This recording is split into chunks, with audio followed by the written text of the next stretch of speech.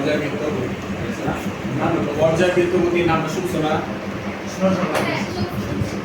পর্যায়বৃত্ত গতি কাকে বলে? প্রচুরতায় পর্যায়বৃত্ত গতি।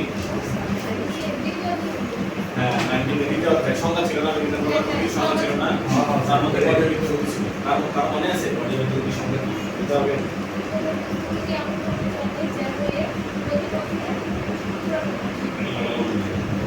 পর্যায়বৃত্ত গতি হচ্ছিল কোনো একটা বস্তুর গতি যদি এমন হয় যে এটা গতিপথের একটা নির্দিষ্ট বিন্দুকে একটা নির্দিষ্ট সময় পর পর একই দিক থেকে অতিক্রম করে, ঠিক আছে?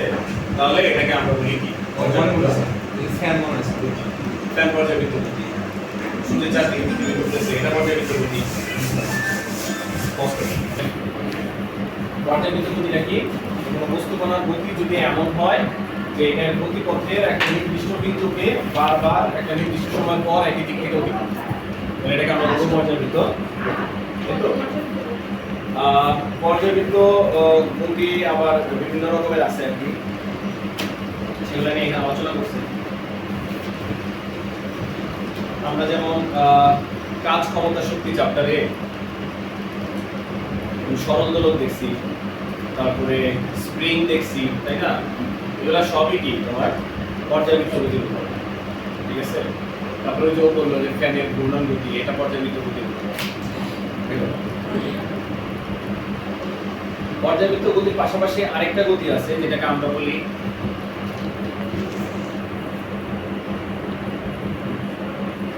সরল সন্তুলিত স্পন্দন গতি। এর কি নাম হয়েছে আরেকটা, ইংলিশে বলা হয় সিম্পল হারমোনিক মোশন।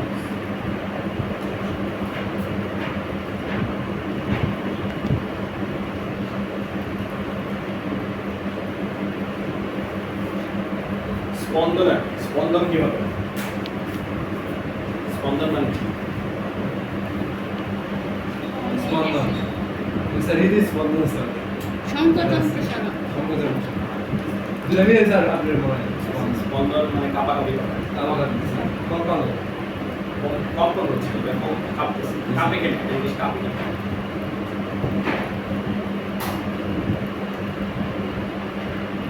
কাঁপার ধরনটা কেমন? জিনিসটা কাঁপে, কাঁপার ধরনটা কেমন? স্যার ঢেউয়ের একটা নির্দিষ্ট বিন্দুর মানে একটা নির্দিষ্ট বিন্দুর কাঁপা তো বলতে এমনিতে না, কাঁপতেছে, এটা কাঁপতেছে। কাঁপার ধরনটা কেমন? কাঁপার ধরনটা এরকম যে একটা নির্দিষ্ট পয়েন্ট থেকে একটা এখানে যাইতেছে, একবার এখানে যাচ্ছে, আবার এটা এখানে আসতেছে। তো এখানে এদের মাঝামাঝি যদি আমি একটা বিন্দুকে চিন্তা করি, বুঝছি স্যার, তাহলে ব্যাপারটা এরকম হয় যে যে বস্তুটা কাঁপতেছে সেটা এই বিন্দুটা একবার এইদিকে যাচ্ছে, একবার এদিকে যাচ্ছে, তাই না? কম্পন এরকম একটা জিনিস যে সেটা একটা তার যে গতিপথ আছে, গতিপথের একটা নির্দিষ্ট বিন্দু দুই দিকে কি হবে, তার সরণের অংশ থাকে, দুই দিকেই তার কি থাকে, সরণ, একবার একদিকে আরেকবার বিপরীত দিকে, এটাকে স্পন্দন বলে। তো এইটা হলো বিষয়। তো যখন এটা হয়, যেমন স্প্রিং ঠিক এরকম ভাবে হয়, তাই না? স্প্রিং স্প্রিং এর নরমাল এরকম আছে, তো এটাকে আমি কি করলাম, টেনে ছেড়ে দিলাম, এরকম ভাবে যদি টাইনা ছেড়ে দিই, তাই না? কিভাবে টানলাম, টাইনা ছেড়ে দিলাম, তাহলে এটা কি করবে? একবার এরকম সংকুচিত হবে, আবার এরকম সম্প্রসারিত হবে, তাই না? মাঝখানে এটা থাকে, এই যে এটা সাম্য অবস্থান বলে, যে অবস্থান মাঝখানে যে বিন্দুটাকে কেন্দ্র করে এটা একবার এইদিকে যায়, ডান দিক বাম দিকে যায়, সেই বিন্দুটাকে আমরা বলি সাম্যাবস্থা। স্পিরিট থামা যাবে তো ওই জায়গায় থাকবে, ওইখানেই থামবে, তাই না? তাহলে সরণ তো একদিকে, হ্যাঁ, সরণ তো শুধু একদিকে না, একদিকে একবার তোমার সাম্যাবস্থা এদিকে হচ্ছে, একবার এদিকে হচ্ছে না, ঠিক আছে? একবার এদিকে যাচ্ছে, একবার এদিকে যাচ্ছে, তাই না? সাম্যাবস্থা থেকে এটা নামে গেল না সরল স্পন্দন গতি, এটা কি এর মধ্যে নেই? না, ওইটাই তো ব্যাখ্যা দিচ্ছে, সরল স্পন্দন গতির সংজ্ঞা কি, ওইটাই বোঝাচ্ছে। পর্যাবৃত্ত গতি, সরল সন্ধিত স্পন্দন গতি, পর্যাবৃত্ত গতি অন্তর্ভুক্ত, ক্ষারকের মতো। তো সকল ক্ষারকই ক্ষার, কিন্তু সকল ক্ষারক সকল সরল সন্ধিত স্পন্দন গতি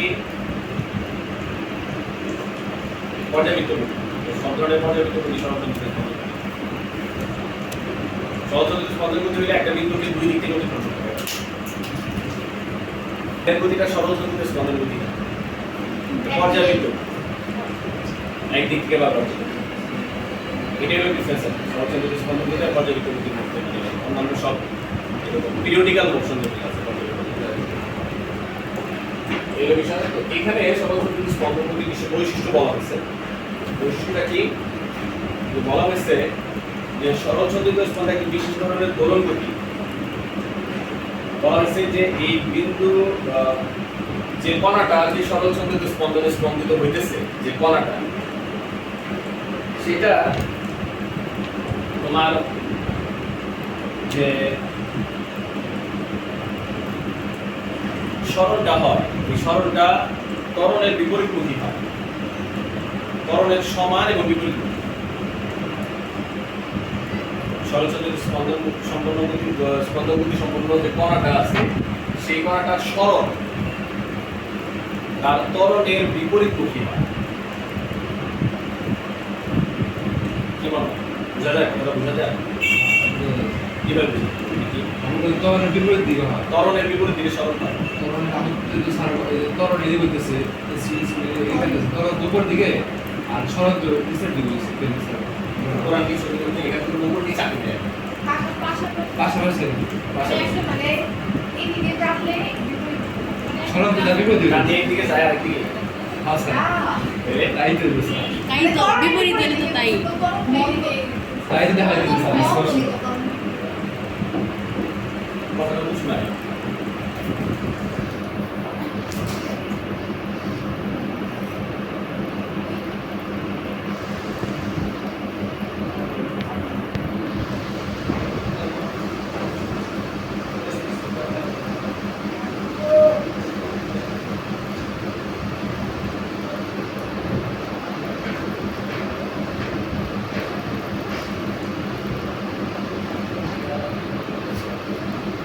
সরণ যদি x হয়, ত্বরণ যদি a,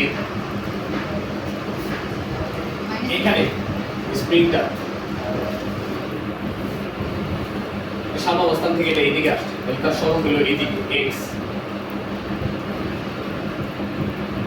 অথবা স্প্রিংটা সংকুচিত হয়েছিল, তার ত্বরণ হচ্ছিল এদিকে, সরণ হচ্ছিল এদিকে x। সরণ x আর খুব সরণ হয়েছে, এখান থেকে এখানে আসছে, এটা হলো তার সরণ, এটা এখান থেকে এখানে আসছে, তাই না? উল্টা বুঝছি। এটা হলো তার সরণ। ত্বরণের বিপরীতমুখী হয়।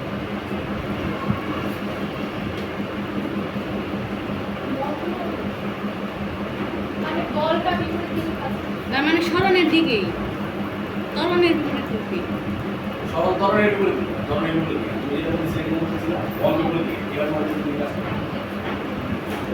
সমান এভাবে বল ত্বরণের এসব মানে তখন যেহেতু বিপরীত দিকে যাচ্ছে, ত্বরণ বিপরীতমুখী কি হবে সেটাই তো বুঝতে চাচ্ছি। হয়ে গেছে না কিন্তু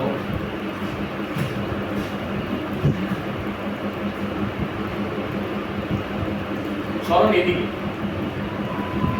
তাহলে ত্বরণ মানে ওরা বলতেছে তাহলে ত্বরণ এদিকে, তাই না? ত্বরণ দিকে কি হবে? স্যার যখন স্ক্রিনটা যদি তাহলে ছেড়ে দাও তাহলে এই পাশেই যাবে। তাহলে সরল কোনটা? সরণ তো এদিকে হয়েছে। এদিকে হচ্ছে। হ্যাঁ, আর তরণের বিপরীত হবে